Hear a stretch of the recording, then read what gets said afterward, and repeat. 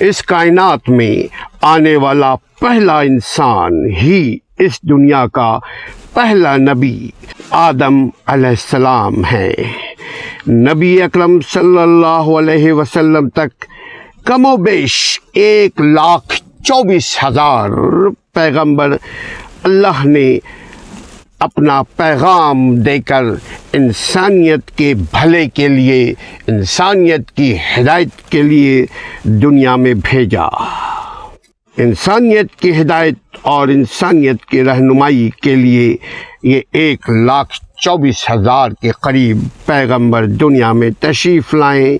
انہیں اس فریضہ نبوت کی ادائیگی کے سلسلے میں طرح طرح کی مصیبتوں کا سامنا کرنا پڑا، بے شمار تکالیف اٹھانی پڑی، دشواریوں کا بھی سامنا کرنا پڑا۔ بیشتر انبیاء کو اپنی سرزمین چھوڑ کر دوسرے مقامات کی طرف ہجرت کرنی پڑی۔ انبیاء اکرام آسمانی کتابیں لے کر آئیں۔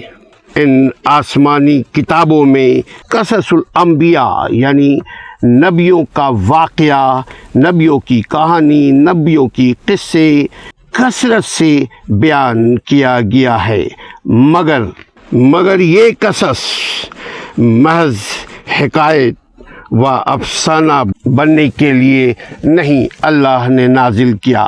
قرآن مجید اور خاتم المرسلین رحمت العالمین صلی اللہ علیہ وسلم کی تعلیمات نے قرآن مجید کے ان واقعات کے پیش کرنے کا محض مقصد تاریخی حقائق کا بیان کرنا نہیں ہے، بلکہ اس کتاب یہ قصص الانبیاء مبین میں انہیں کہیں تو عبرت کا نشان بنانے کی